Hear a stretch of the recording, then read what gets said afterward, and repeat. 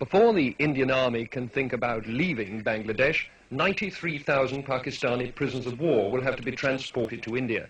25,000 of them are here in the Dhaka cantonment getting ready to leave, guarded from possible Bengali vengeance by the men with whom less than a fortnight ago they were at war. The Indian Army's Chief of Staff, General Sam Manekshaw, who's been paying a two-day visit to his troops in Dhaka, says that at the moment some 3,000 prisoners of war a day are being taken out of the country.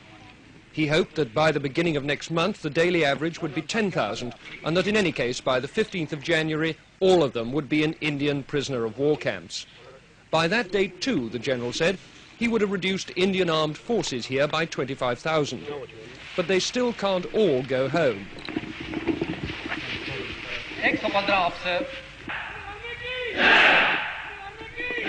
For one thing, they're the only agency in the area capable of seeing that the 10 million Bengali refugees now in India get safely back to Bangladesh.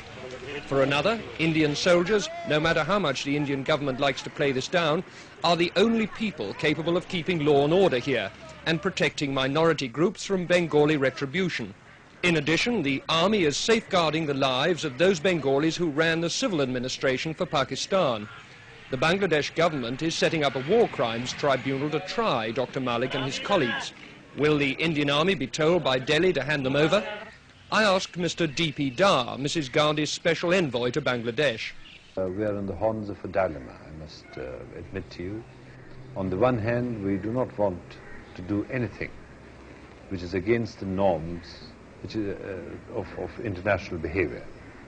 Nor do we want to do anything, on the other hand, which would even remotely impinge on the sovereign rights of the Bangladesh government and Bangladesh state.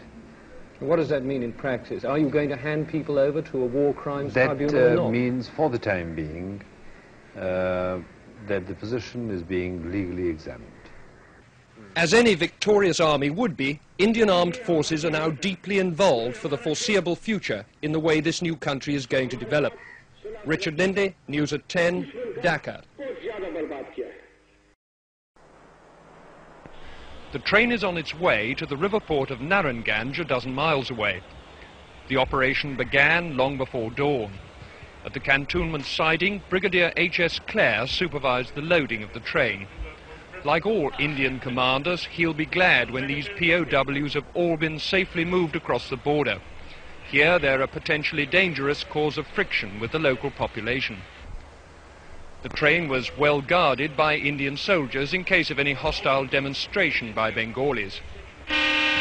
What's the attitude of these people on this train? Are they glad to go or what? Well, they're happy to get away from here, certainly. I'm quite sure that they won't have any hostile attitude when they go to India. Whereas in this place they can't get out at all. Are you worried about any demonstrations on the way to the boat? No, I'm not, because I think we're taking sufficient precautions to make sure that nothing happens. At Narayanganj, a Pakistani naval commander organized the embarkation. Commanders of the groups, report to me immediately here. Apart from their military kit, the men took nothing with them but food and cooking equipment. The railway line ran right onto the dockside, sparing them the humiliation of a jeering Bengali crowd. Even so, a small group on the roof of a harbour building broke into jubilant shouts as the prisoners trudged down the quayside. At every step there were Indian soldiers to protect them had it proved necessary. Bengalis are not best pleased to see their enemies go home, apparently scot-free. But there's a long way to go before these men can expect repatriation. First, the 36-hour boat trip through the river system to Khulna, then a long journey across the border into West Bengal by train, and on to the prisoner of war camps on the Ranchi Plateau in Bihar. With the men go their families and the civilian employees of the Pakistan Army.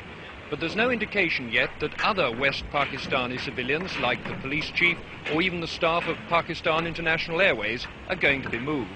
For the moment, the emphasis is on getting the soldiers out before their presence here causes trouble. And because many are still being brought into Dhaka from outlying areas, there are now 33,000 people to be shipped down the river. For those Bengalis cheering on the roof there, it's another day to savour the sweet taste of victory. For these prisoners of war, the bitterness of defeat. What lies ahead of these men is nothing but a tedious journey and the boredom of prison camp routine. But at least now they've begun that long journey home. Richard Lindley, News at 10, Narranganj.